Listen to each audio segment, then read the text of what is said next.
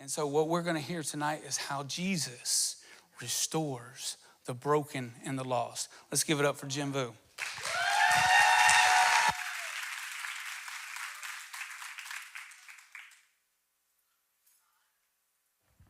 Am I on? Okay. I got a tissue in my hand.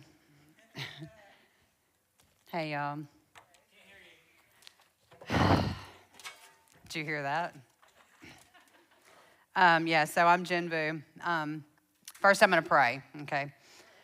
Father God, I just thank you so much for tonight, God. Lord, it still blows my mind that you choose me to let me even get up here and tell your story. And Father, I pray that you would hide me behind the cross tonight. God, I thank you for the generations that are impacted because of what you did in my life, God. And I pray for every family that is represented in this room tonight, God. I pray for ears to hear and eyes to see, Father. And I pray that, God, don't let them see me, let them see you. In Jesus' name, amen. First, Hillman, thank you for asking me to do this. I'm going to tell you guys a story about restoration and what the mercy of God can do. Many of you have heard my story and many of you haven't. It's going to end a little bit different this time. But before we get there, I need to take you back to the beginning. My mom and dad were babies when I was born. Mom was 16 and dad was 17. And they come from a long line of generational curses. Growing up, my mom was addicted to drugs and in and out of relationships, which left me, that's bright. Which left me helping a lot with my younger siblings. I was the oldest. I was very protective of them. See, what I know now as a life without Jesus and brokenness felt like chaos and rejection from my mama. My homes were dysfunctional. I did not feel safe growing up, ever. I grew up way too fast. Sexual abuse began for me when I was around 5. My mom's husband, his brother, and then my mom's husband's brother, and then my mom's husband. This taught me a really warped view of love and attention, and honestly, it taught me at a young age that this is how you get acceptance. I thought that that's how you get love. I remember feeling like it was wrong, and I had to be the only one it happened to, so it had to be my fault. I thought I was the only one that it was happening to. I was scared to tell, scared no one would believe me, scared I would get in trouble. I hate it when it happened. But at the same time, it was attention that I was getting. As I got older, I was always wanting approval. I was looking for something to take the pain away. I decided to tell my mom, and all of my fears stared me in the face. She didn't believe me. I felt so alone and angry. After that, I continued to live with my abuser for years. I cried out for help a lot. I was cutting, faking suicides, skipping school, going to juvie. None of these produced the attention that I so desperately needed. I believed that God hated me, and I started feeling the same for him. I went to church a handful of times growing up and was always curious about the Lord. I thought if he was real, he would have stopped all of this from happening to me. So I started blaming him. At 15, I found my answer in a bottle of liquor and some of my little brother's pain meds from where he broke a bone. Something clicked in me that day. I felt comfort. I felt happiness. I definitely wasn't afraid anymore. See, the enemy started trying to take me out early, just as he did many of you in this room. 1 Peter 5:8 says, stay alert. Watch out for the great enemy, the devil. He prowls around like a roaring lion looking for someone to devour. I'm going to fast forward. I had my first daughter, and I got married at 18. I remember wanting a baby so bad because I would have someone that loved me. And I would never raise her the way that I was raised. My world revolved around her.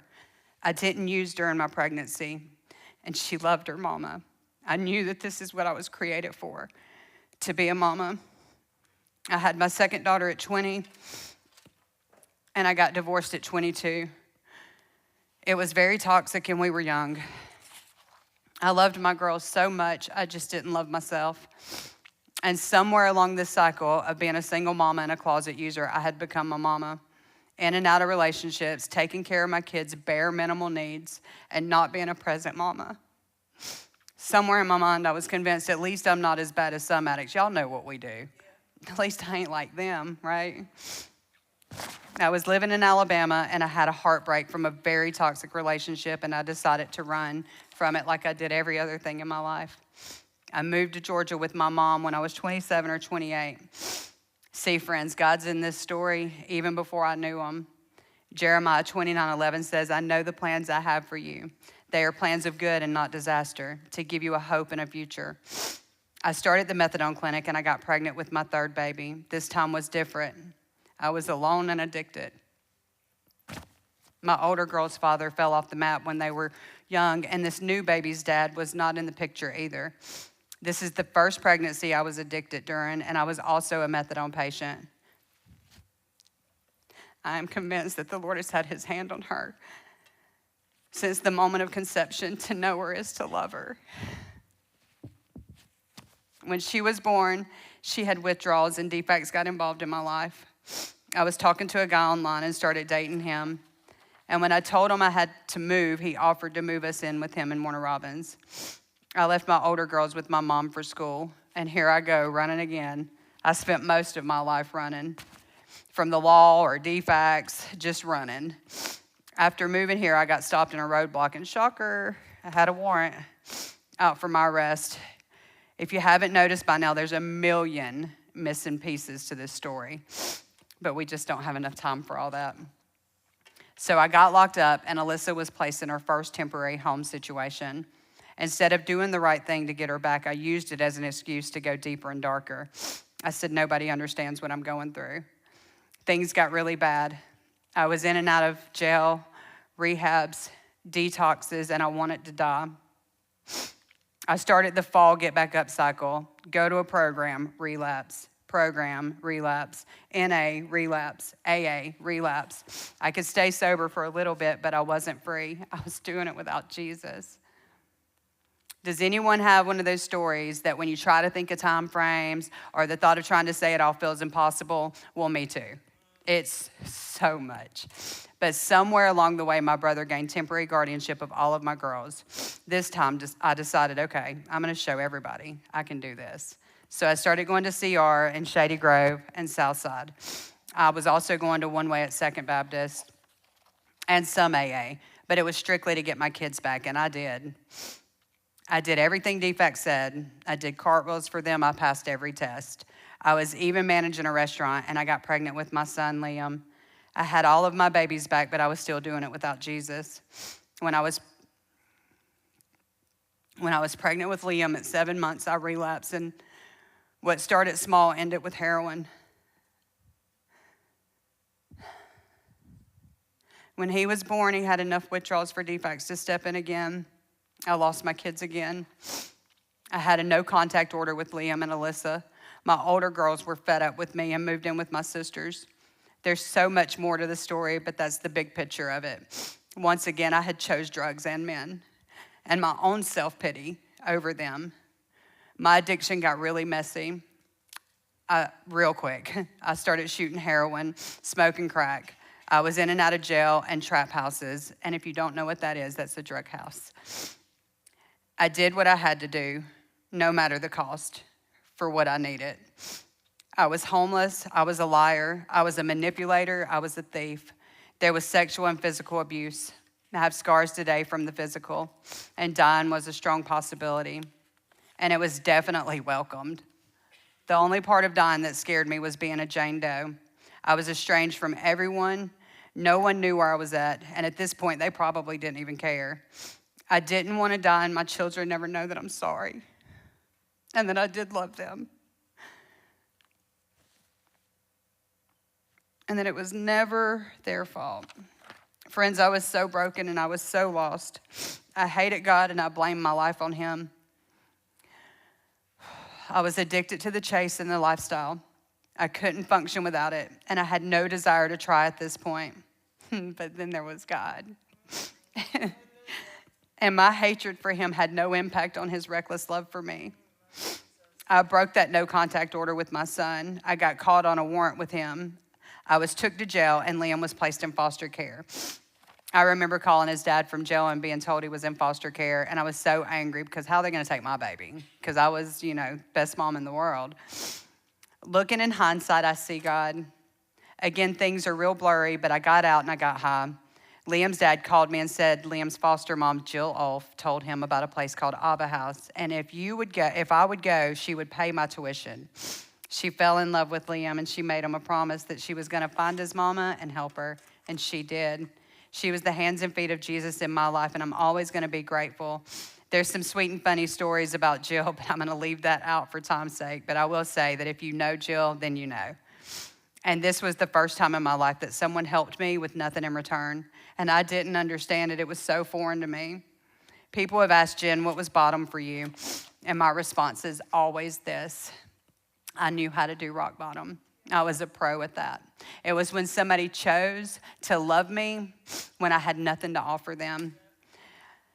And somebody speaking life into me, telling me that I was chosen and that I was worthy and that I was God's daughter, and it didn't matter how far I'd went or what I'd done. That's when things began to change for me, not rock bottom. My son's foster mom was my first look at what Jesus' love looked like. Don't ever underestimate the impact that you can make in someone's life when you choose to love them for Christ, or what seed you may be planting. September the 25th, 2018, I walked into the doors of Abba House, and with no shoes on and a brown paper bag from county, I thought, where have I landed? I was very rough around the edges. I was going to just ride this out because I was released on a conditional bond, and then I went to court and was mandated for 8 months. So my plan was, do your time, Jen, and then get out of this cult. Little did I know that this is the place where I would meet Jesus, and I would begin to heal. And they loved me until I could love myself, and they never gave up on me. I was ready for something different, but I had no idea. See, it felt completely hopeless. I had no ID, I had no social security card, no birth certificate. I had destroyed everything in my path, and I just knew that my kids hated me. My Liam moved in with me after 4 months, and learning how to be a mom in a program is not for the weak. I used to tell Mr. Jim that I'd come to terms with the fact that Alyssa would be better just staying at my brother's as long as I could see her, and I would ask him what he thought, and he would calmly say, well, you're her mama, ain't you? I didn't understand then, but I do now. I started healing, and I started believing that maybe I could be the mama that God called me to be, and the more I dug, the more free I felt. The more I learned about the Lord, the more my relationship with him grew. He took me just as I am. I didn't have to clean up for him. The closer I got to him, my mind started changing, and my heart started changing, and things started shaking off of my life. I went to court for Alyssa, and I got supervised visits while at Abba House. I graduated Abba House February the 16th, 2020, and I finished strong. See, the Lord has been writing my story. I see him in all of it, friends. After graduation, I went to court for Alyssa. She was about 10. So visits in the real world began. I used to feel abandoned, used, rejected, alone, scared, dirty, unlovable, unworthy, hopeless, defeated. I'm going to pause. I want you to raise your hand if you've ever felt that way. Raise your hand. Do you know that God can use that? He can use every single bit of that. He sees you and he loves you. Today, I am who God says I am. I am worthy. I am lovable. I am accepted. I am found. I'm a mama, y'all. I'm a mama. I am a mentor, and I get to reach back for my brothers and sisters, and I get to share about my Jesus, and his plans will always be better than mine. It's been a journey, and I want to give some hope. I know most of you have heard trust God's timing, but really isn't that what faith looks like? I was patient and consistent, and I held on to Jesus day after day, year after year, waiting for my baby girl to want to be with me. And she began opening up to me, and little bit by little bit, we were being restored. And with a grateful heart, I can tell y'all that on May the 31st, 2023, I gained full custody of my daughter. It's never too late. Do y'all hear me? Look at me. It's never too late, okay? I lost my place messing with y'all. I'd like to say that life has been easy on this side of Jesus, but that's not true. There's been a lot of tears and a lot of fears. I walked through a really rough season, and navigating being a single mama was scary for me. But my trust and faith look a lot different than they did a year and a half ago. I had no proof of income, and the Lord opened a door for a place for me and my babies. I had no car, and the Lord gave me 2. If you will sit still, make the calls, walk with the Lord every day, that hustle we have from the streets, use it for the kingdom. I'm telling you, the Lord will line up the rest. He knows exactly what you need and when you need it. He places people in your life, some for seasons and some for good. I talk to my older girls almost daily. Matter of fact, I'm going to watch my middle girl, my 26-year-old, graduate with her master's next week. My mom and family are people that I have to love from afar. And the Lord gave me Sue. He gave me Sue. She's healed parts of my heart that she didn't break. And the Lord knew that I needed her. Her and her husband are Grammy and Poppy to my babies. I have people in this room who love me and my kids, and they walk with us. And I would like to say how things are going with my girl, Alyssa, but instead I want to introduce y'all to her. She's going to come up and do a little Q&A with me.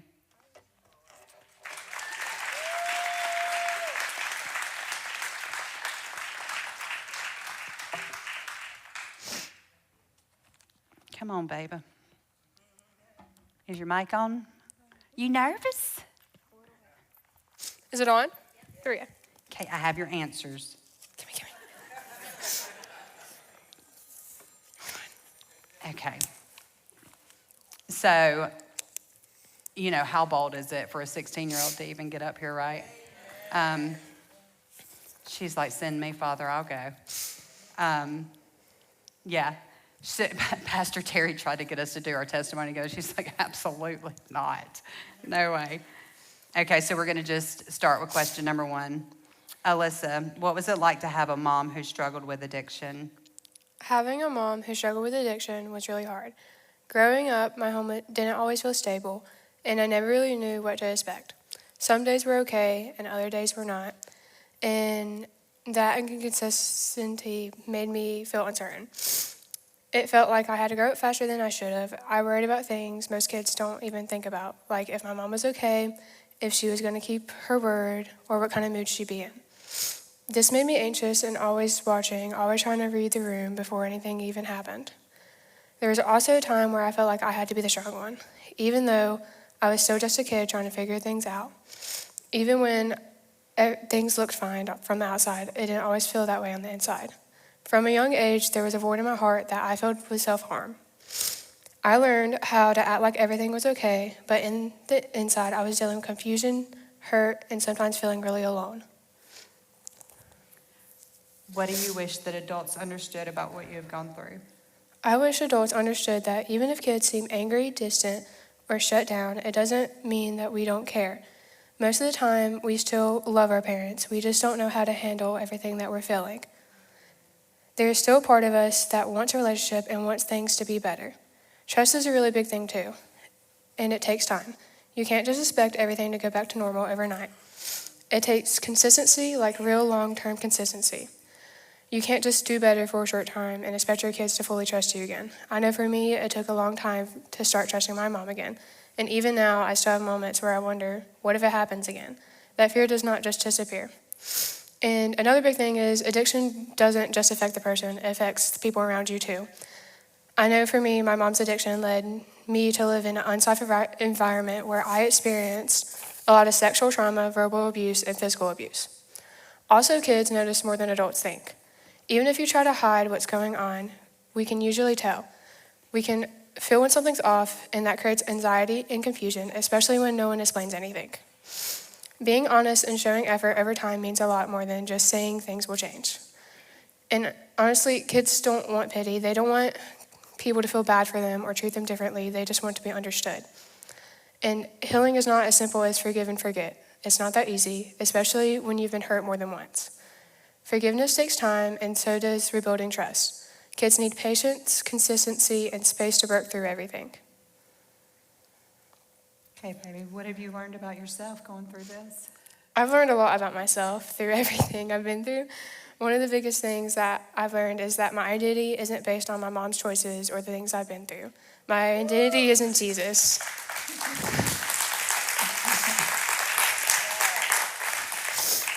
I've also learned that it's okay to feel a lot of different emotions at once. I can love my mom and still feel hurt. I can forgive her and still be healing.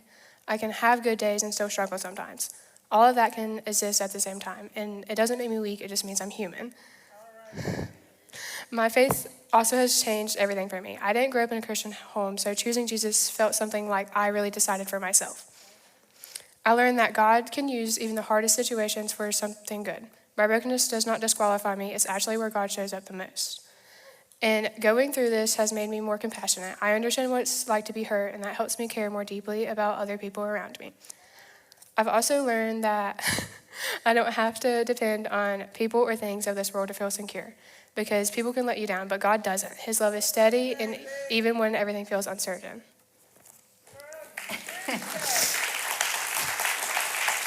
I know her.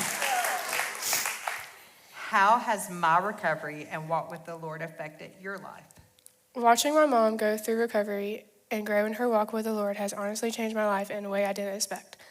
As a teen girl, I grew up caring a lot more than I should have, confusion, fear, and always trying to figure out what's going on around me. So watching my mom go through recovery and start walking with the Lord has honestly changed my life. Seeing her surrender her life to Jesus showed me what real change looks like. It's not just about getting clean, it's about becoming a different person from the inside out. I've seen a difference in the way she acts, the way she thinks, and how she shows up now. Watching her heal from her sexual trauma has also helped me heal from my own. Her faith has made mine stronger too. Watching her choose God every day, even when it's hard, has shown me that faith isn't about being perfect. It's about being consistent, trusting God, and not giving up even when things aren't easy. My mom's recovery has shown me that God can restore things that feel completely broken. It has brought light back into my life in a way I didn't think was possible before. We are both still growing, and we're not perfect, but things are different now.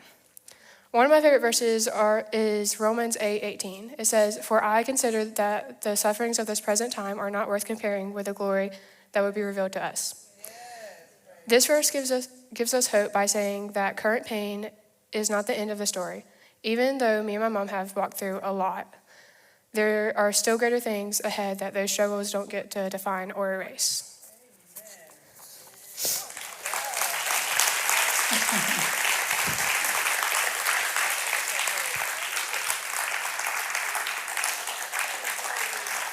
You did so good. Where are you going?